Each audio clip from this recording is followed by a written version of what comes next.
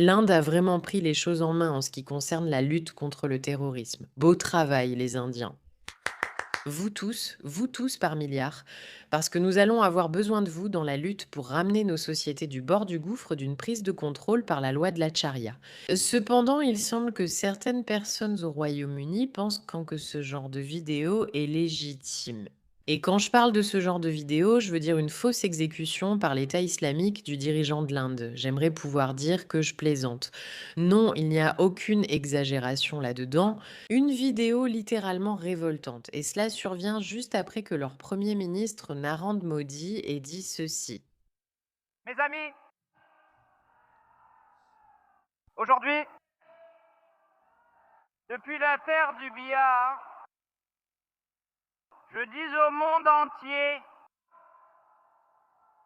l'Inde identifiera, menacera et punira chaque terroriste et leur soutien.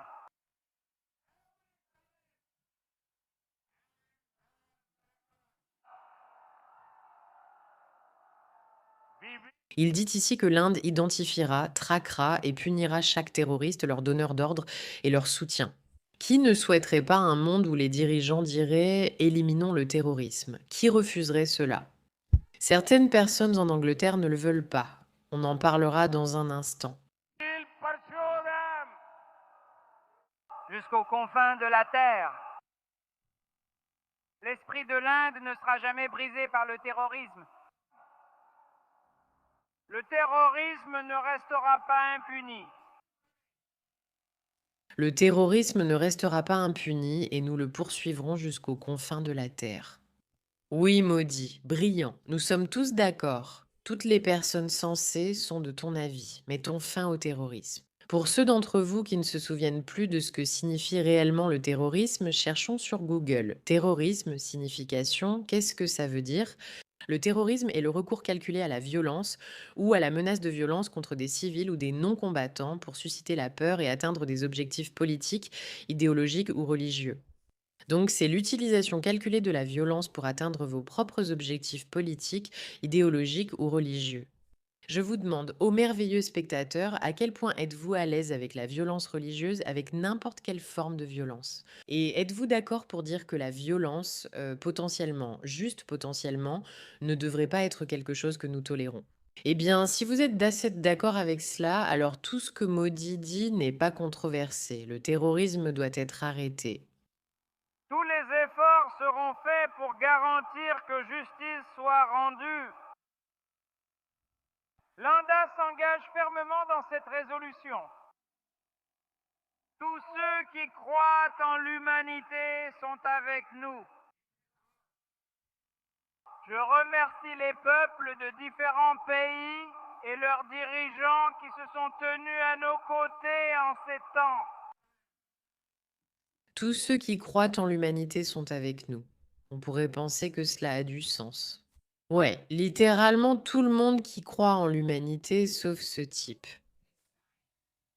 Annonce d'urgence, mes chers frères et sœurs. Les Dignified ont arrêté Narendra Modi. Comme vous pouvez le voir, nous avons arrêté Narendra Modi, le génocidaire Abia. Amenez-le ici, amenez-le. Mes chers frères et sœurs, vous devez vous rappeler le militantisme. La liberté est entre nos mains. Si nous ne défendons pas la cause de notre peuple, personne ne le fera, personne ne le fera. J'exhorte chacun d'entre vous à vous rappeler qu'un jour, nous aurons maudit en menottes comme ceci, mais tout dépend de vous. Rejoignez Dignified, engagez-vous dans le militantisme, levez-vous et faites entendre votre voix, car c'est maintenant ou jamais.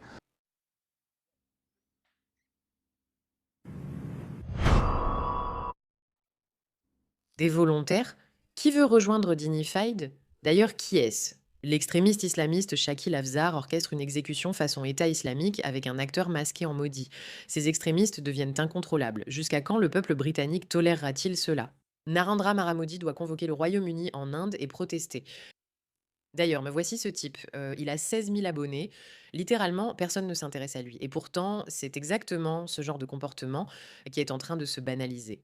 Oui, prenons simplement un dirigeant qui dit qu'il n'aime pas le terrorisme et qu'on devrait poursuivre les terroristes, puis faisons semblant de l'exécuter. Oui, c'est du génie. C'est tellement intelligent. Rappelle-toi, il y a tellement, tellement d'Indiens en Grande-Bretagne.